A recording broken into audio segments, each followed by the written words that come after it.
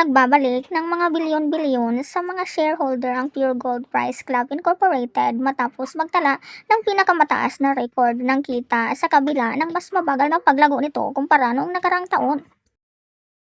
Patuloy na pinalawak ng Pure Gold ang kanilang footprint na nagtatapos sa 2025 na may 784 na tindahan sa buong bansa, na mas pinalakas pa sa pagbubukas at ng 153 na outlet ng Pure Mart.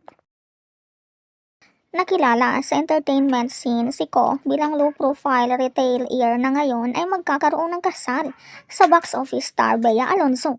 Isinulat ng Fashion Police na nakatakdang ikasal sina Ko at Alonzo nitong May 16 sa isang ubasan sa Spain na pagmamayari ng pamilyang Ko, na may isang pribadong eroplano umano na naghahanda para sa paglipat ng mga bisita. Ikaw, anong masasabi mo dito?